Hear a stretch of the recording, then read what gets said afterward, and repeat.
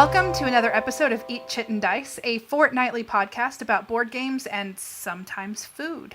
I'm Jondi, and with me, as always, is Jared. Hello. This week we're talking about Games on Tap, which is beer brewing games. Yep, that's what I wrote down because I couldn't think of a better beer pun. Okay, well, we kind of thought that the beer brewing games episode would be kind of a fun theme for the new year. And since you'll be listening to this either on New Year's Day or after New Year's Day, hope you enjoy, at least even if you don't enjoy beer, you enjoy maybe some beer brewing games like we did. We have less games because we also have to do some other end-of-year housekeeping, but that's okay. That's fine. That doesn't matter because, and here's the why, because this episode's going to be great, and you're going to love it anyway. And because we're adults and can do what we want. I don't think my mom listens to this podcast, so I can very confidently say, you're not my mom. You can't tell me what to do. First of all, we're going to talk about Homebrewers. It's a 2019 release from Greater Than Games, designed by Matthew O'Malley and Ben Rossett. It is a dice set collection kind of game. I don't know. What would you call it? I would call it dice, and it's basically set collection. It's not really not set collection. So the way this game works, okay, I've got it, Jondi. It's an engine building game and dice game. Oh, yeah, that's a really good way to refer to it. You are playing as a member of the craft beer homebrewing society that makes really gross flavored beers. The winning flavor at this year's homebrewing competition that I don't know anything about and I'm not going to pretend to know anything about was a pizza flavored beer. I mean, I don't like beer, but I feel like that would be gross. It has to be gross, right? I mean, it has to be. But people drink beer and eat pizza, so Yeah. they're just cutting out the cutting out a step there. I don't know. I don't know. I got nothing. It sounds really gross to me, but I don't really like beer very much. So what do I know? Neither do I. But anyway, Homebrewers. Why don't you explain how the game is played?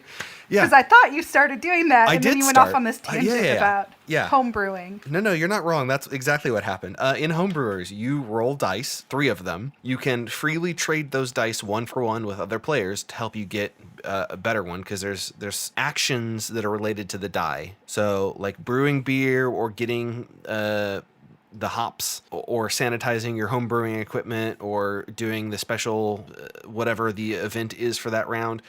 These are all things that you have to do with the dice roll. So maybe Jondi has a die that you want and you have one that she wants. So you say, okay, Jondi, I'll trade you this calendar action for your card action, and you can swap. Great. Awesome. After you do that, I guess that's thematically it'd be like the homebrewers community helping each other out. I guess so, because from what I understand, thematically what is happening is, so the game plays in 8 rounds, which they call months, and each month you're supposed to meet with the homebrewing club to discuss strategies about brewing beer, and I guess you could.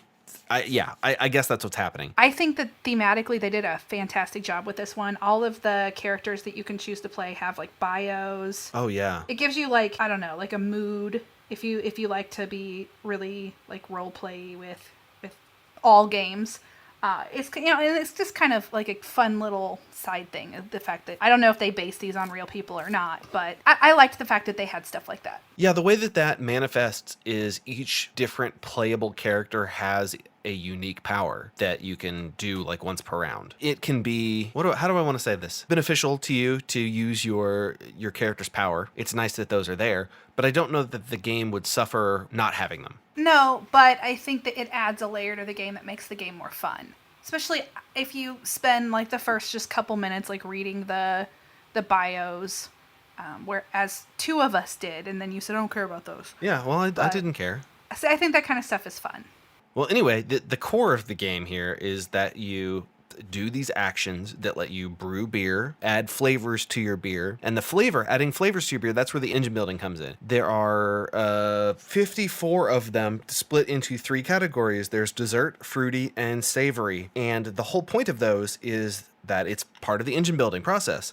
So you might add, let's see, this kimchi is the first one that I'm looking at here. And when you brew a beer using the kimchi flavor, you get $2. If you use the sour cherry flavor, the beer that you brew increases your points, and the beer that's laid out on the board to the right increases by 1. The reason you'd want to do that is because at the end of the game, you get points based on how many flavors your beers have, how high up you are on the beer ranking track, and at two Like the phases of the game, reputation track. yeah, the reputation track, that's what it's called. And 2 phases of the game, you'll score victory points based on how high you are on the beers. Which there's 4 different categories of beers. IPA, I'm trying to remember off the top of my head.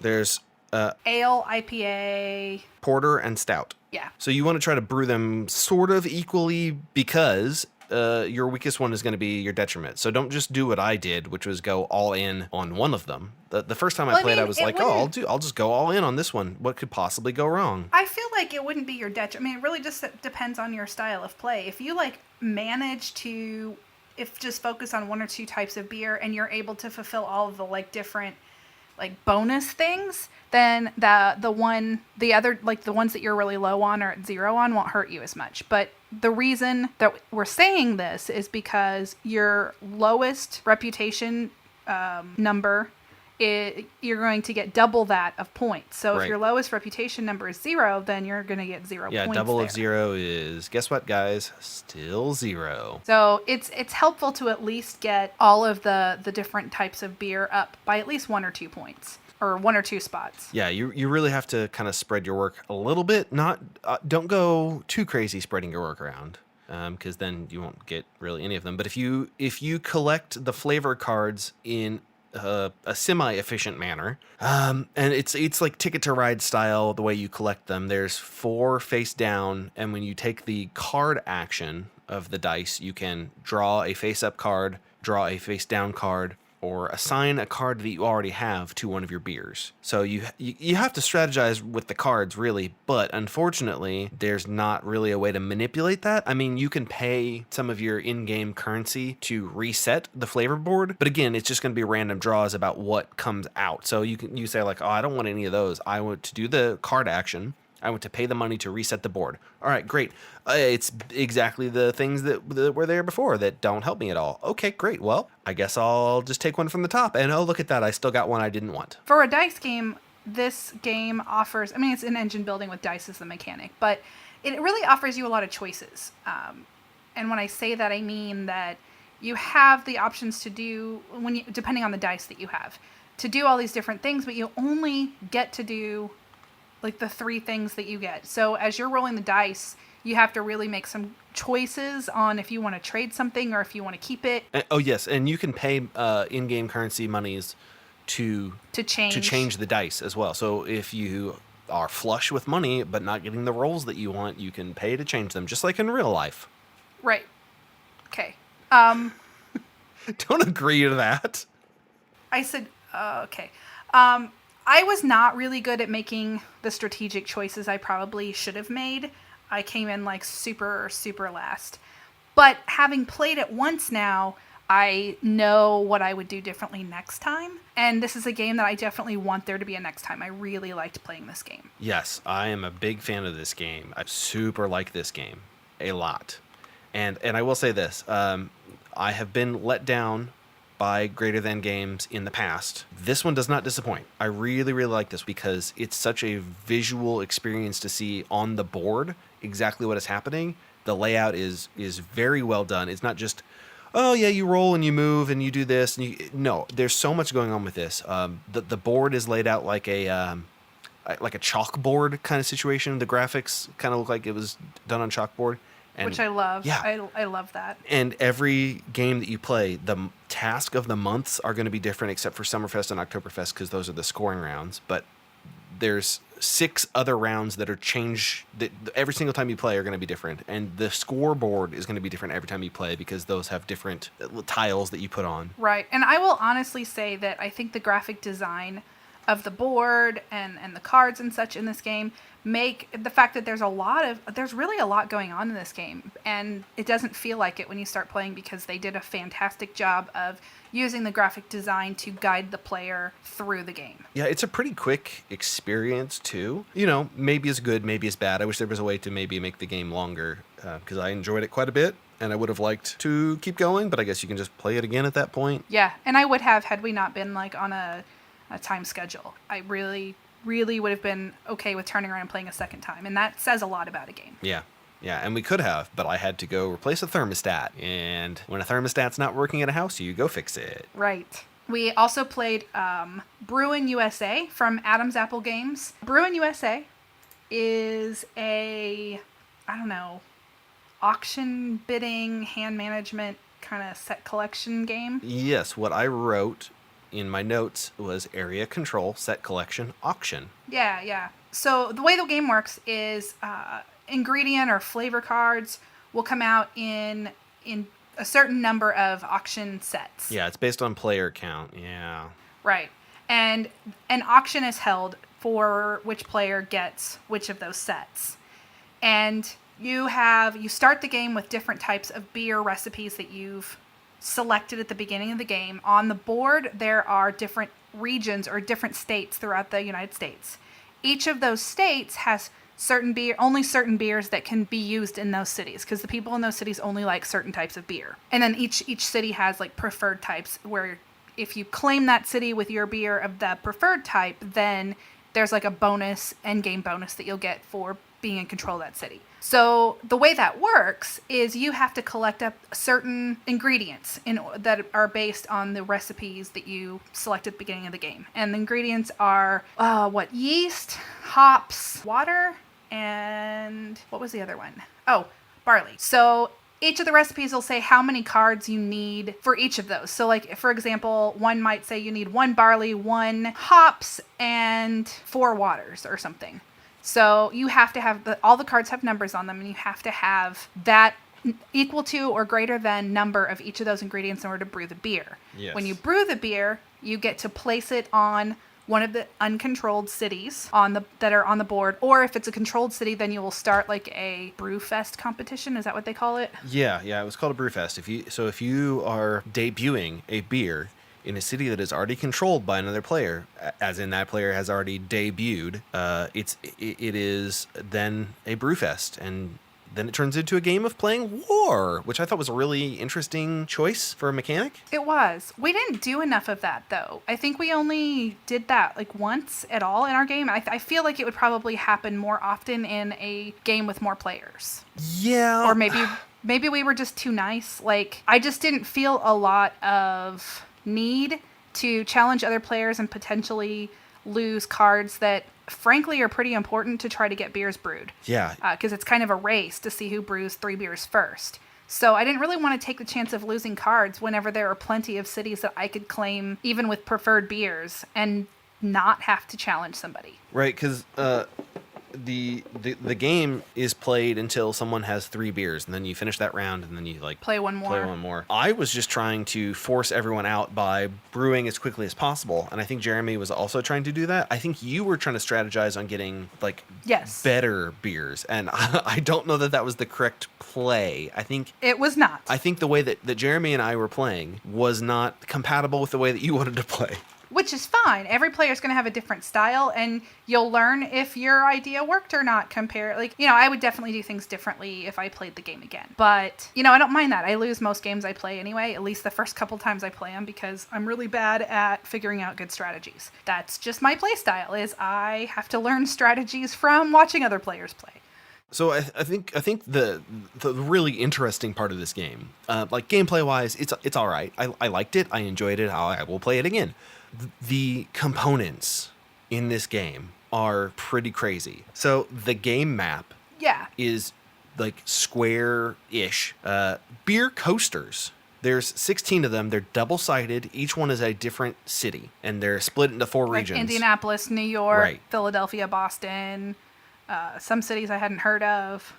Mostly big cities, but there's a few. What I'm guessing are like cities that are Yeah, like Philadelphia. I've never heard of that one. I thought that was a yeah, made-up never. city that they made for Rocky too. No, there was one city called Bend, and I wasn't sure where Bend was. Probably Oregon? Or possibly. I don't know. I didn't look it up. I could have looked it up and I guess found so. out, but there I did are not. also 82 beer cards, and the beer cards are all real beers. They're all real breweries that exist.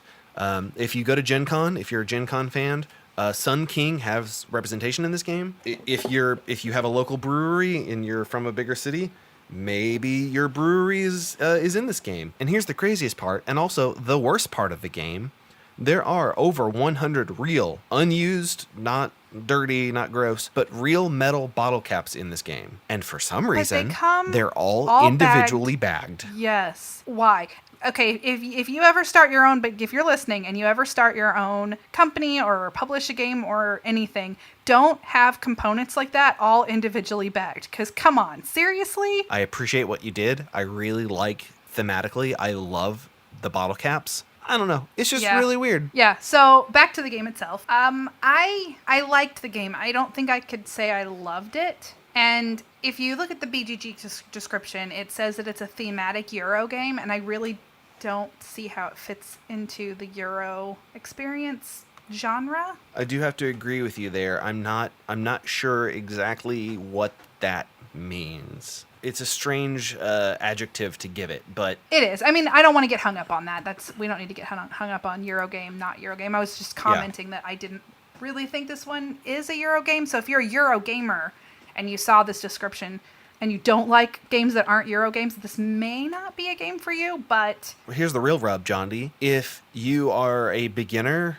gamer and you buy this game because you love the theme and you love beer, don't read the rule book, because the rule book is it is extremely efficient. But if you've never played a board game before in your life, you're not going to be able to figure out the rule book, because we were reading through it and we were like, okay, I'm getting a headache right now. I understand what he's saying. Fortunately, I believe there are some how to play videos or playthrough videos out there. Yes, the designer himself made a video that is it's interesting, and there's a dog in it.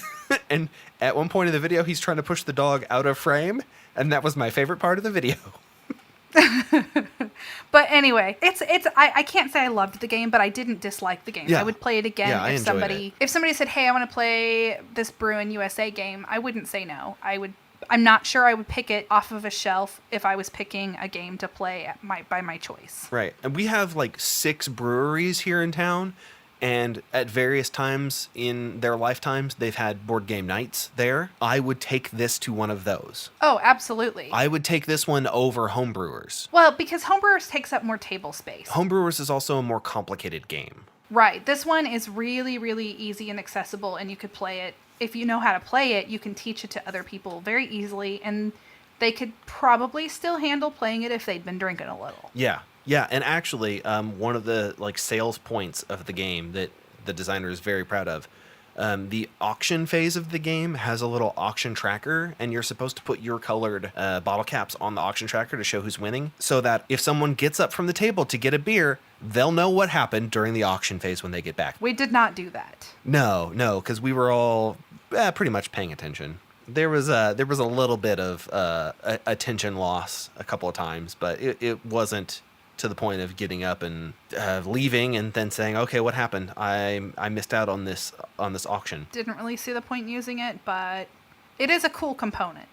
I'll give it that. Yeah, and I guess it serves as a place for you to put the bids, because once the auction is over, the money that you've spent in the auction is then converted into market value points that is distributed on the map. So it's at least a place to put the money while you deal with the other auctions. I thought that was interesting. I liked the fact that it didn't just go into some bank. Like it served the money spent on the auction served a purpose that affected game points, and I thought that was cool. Yeah, and I did like that you could sort of kind of manipulate that a little bit. Like if you owned the city, you could manipulate it either up one or down one by paying a money or receiving a money. I don't know, that was interesting. There's a lot of really cool little things about this game.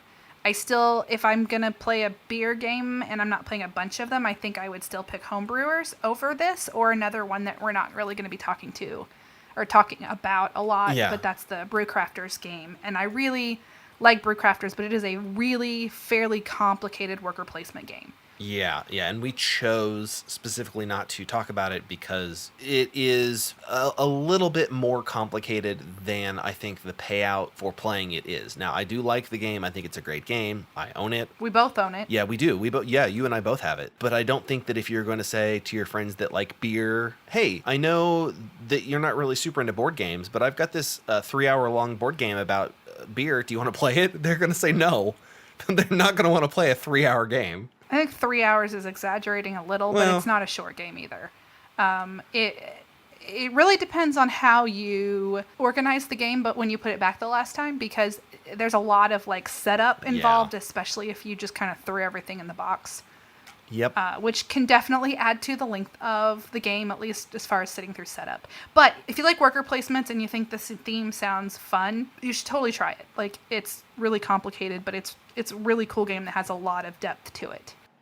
Okay, so guys, I know we don't do this very often, and by we don't do this very often, I mean we do it every episode. But we have a Twitter. Follow us on Twitter. We have Facebook and Instagram. You can like us and follow us on there. We have a YouTube that we're using more. We're posting the audio versions of the episodes there because we've been asked to by several people. And it has a really cool feature where you can click on the timestamp and it'll take you right to whatever that game is rather than you having to find it in the episode. We're also trying to use our Discord channel more. So if you want to hop on Discord and join the discussion there, that would be cool. And also, this super helps with metrics because almost every single podcasting application gets its metrics from iTunes. If you can subscribe on iTunes and give us a review on iTunes, preferably all 5 stars, that would be great. Well, if you can do literally any single one of those things, that would help us a lot. If you want to do all of them, that's also awesome. But Jondi is destitute and really needs you to like us on Twitter and subscribe to us on YouTube, and it would help her a lot because she's dying. Yes. The sister game, sort of Brewcrafters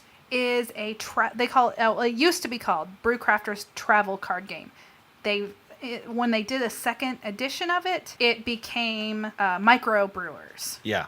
Which I think is a better title because I don't think the two games should be associated with one another much because one is really, really complicated and the other is almost too simple. So the original publisher was Dice Hate Me, but it is also, at least according to BGG, Greater Than Games. Yes, because now they're the same company. Oh, right. The Micro Brewers or Brewcrafters card game is a set collection, sort of an engine building game, but it is extremely, extremely simple. It's a very simple game.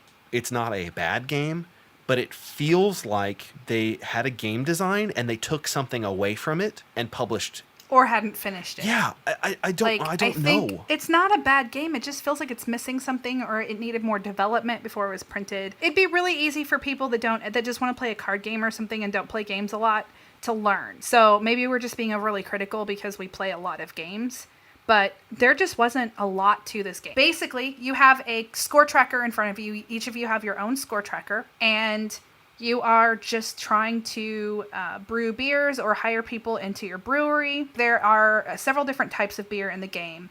It's like lambic, there's ale, porter, lambic, coffee stout, and special reserve. So it has like different symbols or different categories that the different cards are, that you have to have a certain number of those to brew the different types of beer, and the different types of beer are worth different points. Yeah, there's malt, hops, yeast, fruit, coffee. In this game, you're trying to like hire people into your brewery that help you, like you get more points for different types of beer that you brew, or you get to brew certain types of beer with less ingredients. But as far as like what you're putting in your beer, some of the things that are a barley or hops, for example, might be like a hops infuser or something. So you're putting together these sets and you're playing them, or putting down cards that can make it easier to play sets or make them score more. Yeah. I didn't feel overly invested in playing the game. Like I feel bad saying this because it's not a bad game, but I was kind of bored. Yeah, and I think that goes back to, I think they made a different game. I mean, I don't know. I'm making this up, but it feels like they made a different game and then took something out to make it simpler. Honestly, this is probably the most accessible out of all the games we played, because there's legitimately, like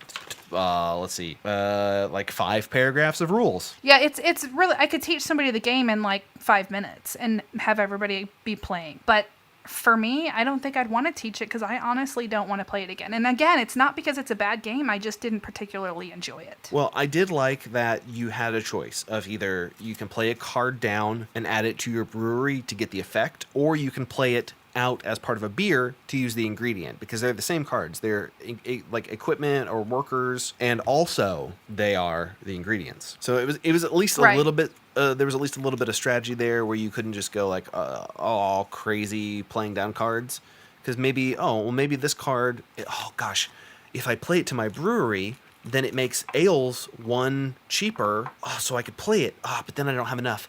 But okay, but on my next turn, I'll draw 2 cards. Okay, I don't play it. All right, great. I don't know. It felt like there was definitely something missing from the game. But John D and I have played a lot of games, and maybe we expect more out of lighter intro games. And maybe that's exactly what this was always supposed to be. I will say that the game is very portable. It's a small box. It's small enough you can toss it in a backpack and you can play it at a restaurant, which I feel like with this kind of game is the entire point. What I absolutely hated about the game was it is a 2 to 4 player game. However, there are only 3 score trackers, and I was like, why are there only 3 score trackers? This is dumb. Am I missing one? Oh, I'm not, because if you play a 4-player game, you have to play in teams of 2. That was real dumb. It is.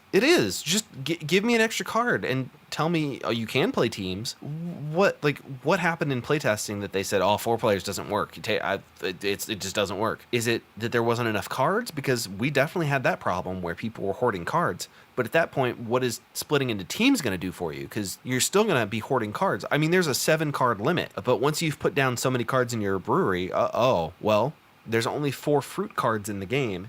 And I've got 2 of them down as equipment in my brewery. I've got 1 in my hand, and there's 1 in the discard pile. So I guess nobody's brewing any fruit beers. Right. I think fruit was needed both for the special one and for Alambic, Yeah. which are also the 2 highest scoring ones, which I get that there would be less ways to make those beers because they're higher scoring. But I don't know, towards the closer to the end of the game, they were almost impossible to brew because all the cards were either being used, like you said, in people's breweries or already had come up and gone away in fairly recently in the game, so you knew it wasn't coming up again. I think we've said enough bad things about this game.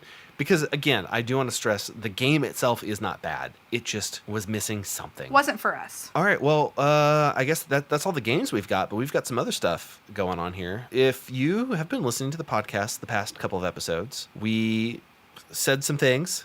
Maybe they were good things that we should have said. Maybe they were bad things that we should not have said. But I've got some notes from publishers about some of these things. The art director and graphic designer for Echidna Shuffle commented on our YouTube channel, and he said that they spent 6 weeks designing the echidnas, the actual plastic pieces that are quite honestly one of the cutest board game pieces I've ever seen in my life. They are so cool, and even if I wasn't a fan of the game, which I am, I would probably buy it just for those echidnas. They are so stinking cute. Yes, they are adorable. And the thing that we were confused about is how they managed to make the game so cheap. How they managed to get... I wasn't confused. I was impressed. I was impressed that they were able to sell it for such an accessible price. Right. And here's what I found out. So they've made a licensing deal. And I don't know all of the details because I didn't get all of the details. Specifically, what he said was they made a licensing deal with a Chinese manufacturer looking to get into board game distribution and sales in China, saving a truckload on expenses. So that's pretty cool. Again, I still am so confused about these pieces because they are so amazing, and I feel like I should have paid more for the game. But at least now we know. Well, that's not confusing. That's just your being excited. I guess so. It's a great game, and it's a really good game to play with the family, and it's got a really accessible price. Yeah. Which I think, what was it, like $40? So the suggested retail price was going to be $45. It was selling on their website, I think originally for $29.95, and it is currently on their website for $20.95. That's amazing. You know what? Seriously, at that price, you can't afford not to get it. Just go get it. Go get it. This is it's a fun game. The components are just absolutely fantastic. Go back if you haven't listened to it. Listen to our animal episode a few episodes back, and you'll hear us talk more about it. Yes. We also recently talked about Colors of Paris, and I was very upset about some of the artwork. I was just very upset. You really were. Yeah. Yeah, because I was like, I don't understand why, if they have access to this public domain art, why didn't they use more of it? Well, we found out So why. to very quickly explain, yeah, so Jared was, if you didn't listen to the episode, there is what looks like public domain art, and they reuse it over and over. And we were disappointed that if it was if it was public domain art, then why was it used over and over? Well, we got an answer to that. Yes, Super Meeple tweeted at us that, in fact, they are not the original free-to-use pieces of art. Instead, what they did was they had their illustrator remake in the style of famous artists some of these paintings. So if you look at them, like if you just flipping through them, you're like, oh, okay, that's that painting, that's that painting, that's painting. It's not. And it's really, I think this is so cool. I think this is amazing. Now that they've pointed it out. Yeah, they had their artist remake some of these paintings similar, but not exactly the same. And I'm still not, I don't know why they did that, but the fact that they did is really cool because they're so well done, we didn't even notice. Yeah, so thank you, Super Meeple, for pointing that fact out. Yeah, I really enjoyed the game. They also gave a strategy tip for you, John D. Yes, they did. The extra meeples that you can unlock, it really depends on how the game is going, how all the other players are going. You can do basically what I was doing, buying the extra meeples to block you. Apparently, John D, strategy-wise, the best play for you would have been to get the extra meeples and block me from blocking you. Yeah, I mean, I just feel like, at least for me, and yeah, I get that that's a strategy. And I don't want to get too much into this because this isn't what we're talking about in this episode. But for me, I feel like that would have just completely changed what the game is for me. I don't think it would have been as much fun if I was spending all my time getting workers so I can block you so that I can maybe do the things I want to do. But anyway. But yeah, I just thought that was really interesting. I know sometimes we get comments from publishers about things that we've said. I think in the future, maybe we can kind of have these two-way dialogues, but not really, because we're just letting people that listen know that we're having the conversation and they're not part of it. But, you know, that's okay. I just think that that's interesting information that we should share with people. 2019 is at an end, and we're starting a new year. You may recall, if you have been listening to us for a while, that at the beginning of 2019, instead of a 10 by 10, we both chose to just give ourselves a challenge. I failed miserably at the 10 by 10 the 2 previous years because I just couldn't play any one game 10 times throughout the year. There were too many different games I wanted to play. So this year we challenged ourselves to trying to play at least 100 games. Yes. With that said, I counted both how many games I played and how many games I played that were unique that I hadn't played more than once in the year. And I did not count prototypes because I play a lot of unpublished prototypes for my job. And I play a lot of Tichu when I'm traveling, so I didn't count that. And Tichu is a ladder climbing game, for those that don't know. So, Jared, what was your final count? I relied on Board Game Geek to keep track for me. I know you kept a spreadsheet. And that was too much work for me. I did, yes. So, well, it wasn't a spreadsheet. I just kept a OneNote. Whatever. Okay. I have played 125 unique games. Cool. And I have logged, of those games, 177 plays. And I did the math. That averages out to 14 a month, with June being my best month and January being my worst. Well, I mean, January, trying to like get the year started and the holidays are just past, so at least I know I have like this I'm socially kind of done feeling right now, so I can see January being a harder month to get things played. Mm-hmm. Well, in June I played 27 and in January 3, so I mean that's quite a difference. That is a huge difference. For me, I have played 203 games by my count this year, and 160 of those were unique games that I had not played before. Okay, so doing a little bit better than me. A little bit, but it's pretty close. Yeah. We played a lot of those games together. That's true. For me, I'm looking at my stats on BGG, and August was my lowest month, actually, probably because there's a bunch of conventions right in there, and they're big conventions I don't have time to play games at. But January came in right behind it. I played 6 games in August. I played 9 in January. Okay. My highest month was February. I played 26 games in February. Interesting. I mean, I'm up for doing this again next year. Oh, me too, definitely. I like tracking the games. I like kind of having this challenge for myself. I think maybe 100 games was easier than I thought it would be since I hadn't been able to do the 10 by 10 before, so I might challenge myself to like 150 unique games. I managed to squeak in at 203 just towards the end of the year. I was sitting at like 97 until a couple days ago. So I'm probably for this next year going to challenge myself to at least 200 games since I did reach that this year. And so next year I'm going to strive to at least hit that. And I'll probably challenge myself to make sure that at least 150 of those are unique plays. All right. That sounds great, John D. How about this? We've got time to talk about one of these Kickstarters. Maybe the second one, but I'm just going to get started on it. John D, you like space games. I like space games. Lots of people like space games. So how about this? Check this out. A sandbox survival game in the bizarre and wondrous reaches of deep space. That is Sorry, I lost the energy level there.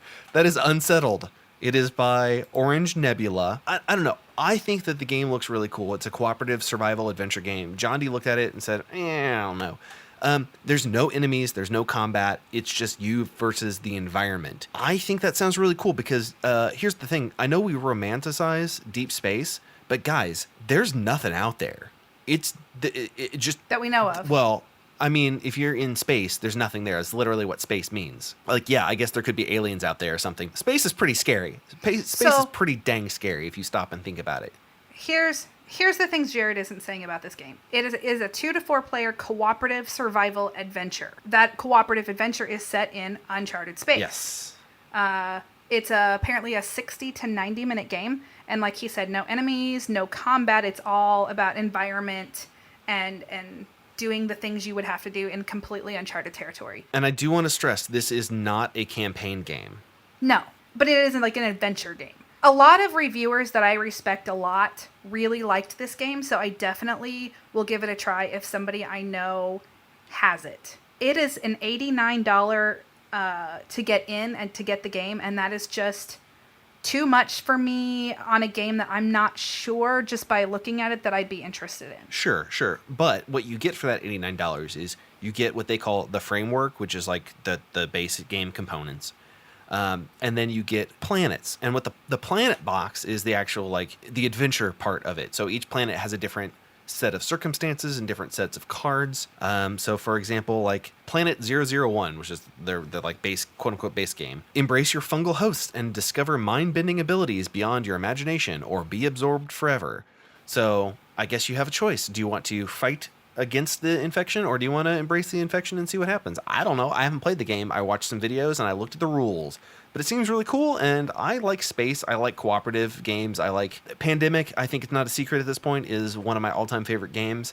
And if you told me that it's a similar play style to Pandemic, but in space, I'd be interested in it, I think. I don't like Pandemic at all, and I love space games, but since this is a cooperative game, there are some cooperative games that I love and some that I just really hate. And again, for me, $89 is too much for me to buy a game that I'm not sure about, but it does sound interesting enough that if somebody I know has it, I 100% want to try it. Okay, John D, here's the thing. Cool. Here's the thing that we've never done. We've never done this before, except for once, and it failed. So we've done it once, and it failed. So we're going to try it again. I want to tease the next episode to people so that we can invite discussion via social media. How do you feel about that, I do this on John D? social media, just for the record.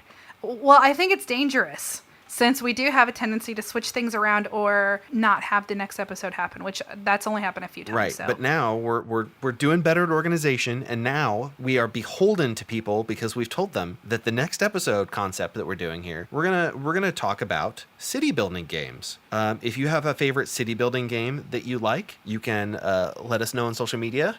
You can join our discussion on Discord and talk about it.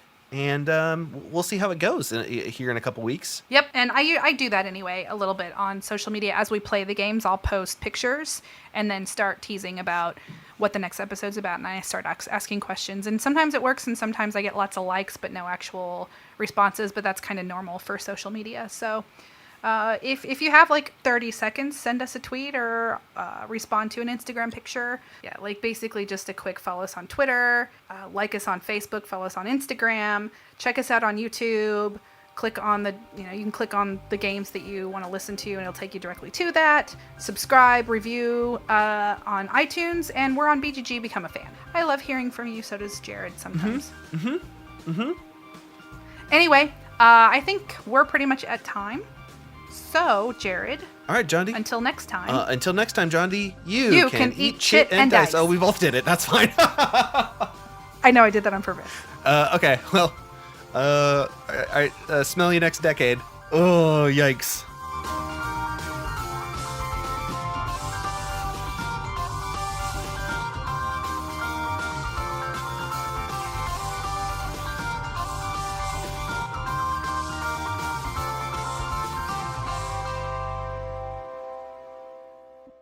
Eat Chit and Dice is an independent production of Swin Media and is distributed under a Creative Commons license. Attribution, non-commercial, share-alike 4.0 international.